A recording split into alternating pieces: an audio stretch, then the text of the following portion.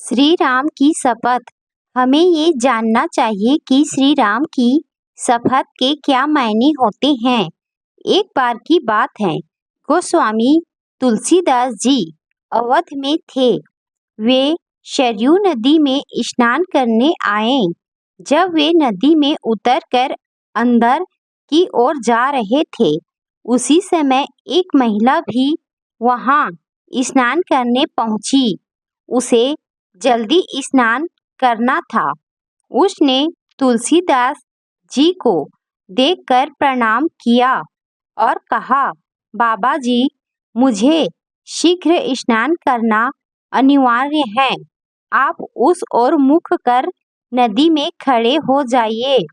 आपको आपके राम जी की शपथ है, जब तक मैं ना कहूँ आप ना पीछे मुड़कर देखेंगे, ना नदी से बाहर निकलेंगे। गोस्वामी जी ने भी उन महिला को आश्वासन दे नदी में महिला की ओर पीठ घुमाकर खड़े हो गए। कड़ाके की ठंड पड़ रही थी। महिला जल्दी जल्दी नहाकर भागी। जल्दबाजी में वह महिला गोस्वामी जी को पीछे मुड़ने व बाहर निकलने को कहना भूल गई। इस कारण गोस्वामी जी घंटों नदी में ही रह गए। जब इतनी देर हो गई और गोस्वामी जी मंदिर नहीं पहुँचे, तब लोग हर जगह उन्हें ढूंढने लगे। ढूंढते ढूंढते पता चला कि गोस्वामी जी स्नान करने गए थे। तब से अभी तक वापस नहीं आए हैं। उनके साथ के लोग सरयू नदी के किनारे जा पहुँचे। उन्होंने वहां पाया कि गोस्वामी जी नदी में खड़े हैं। उन्होंने गोस्वामी जी से बाहर निकलने का आग्रह किया। तब गोस्वामी जी ने मना करते हुए कहा, मैं बाहर नहीं निकल सकता हूँ।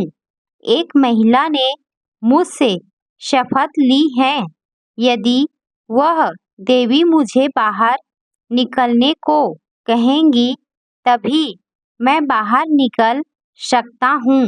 तुलसीदास जी की बात सुनकर सभी लोग हैरान हो गए। धीरे धीरे यह बात राजा के पास पहुंच गई। राजा कुछ समझ नहीं पाए। वह शीघ्र ही गोस्वामी जी के पास पहुँचे। राजा ने गोस्वामी जी से बाहर निकलने की विनती करते हुए कहा, किसी व्यक्ति की शपथ के कारण इस कड़ाके की ठंड में नदी में खड़े रहना स्वास्थ्य के लिए सही नहीं है। सबसे महत्वपूर्ण आपका स्वास्थ्य है। परंतु गोस्वामी जी ने उन्हें मना करते हुए बताया कि मेरे से कहीं अधिक मेरे प्रभु का नाम महत्वपूर्ण है। उन देवी ने मुझे मेरे प्रभु श्री राम की शपथ दिलाई थी।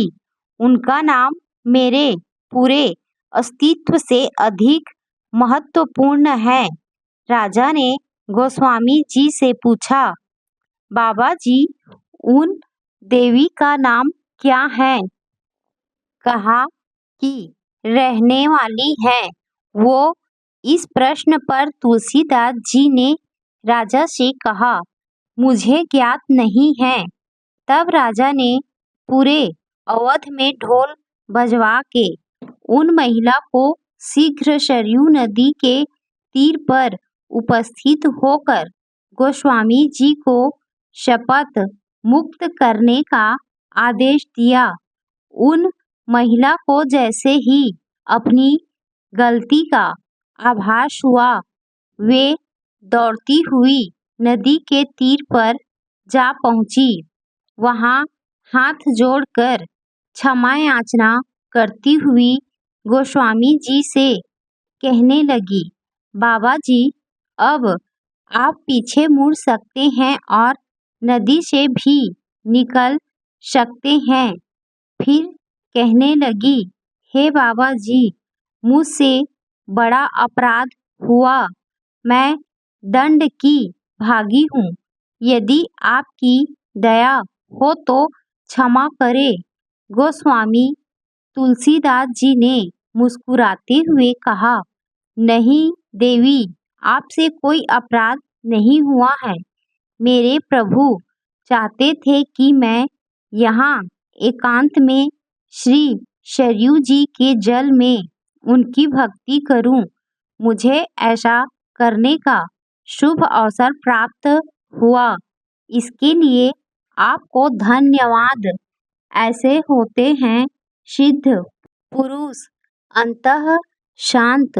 यह भारत भूमि है, देवभूमि है, जिसे भगवान भी अवतरित होने के योग्य समझते हैं।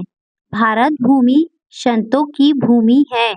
अनंत काल से कितने ही बड़े ऋषि मुनि, महात्मा, संत जन, साधु यहाँ जन्म लेते आए हैं। अपने ज्ञान की धारा से अपने समय में और उसके बाद भी लोगों को निर्मल करते हैं।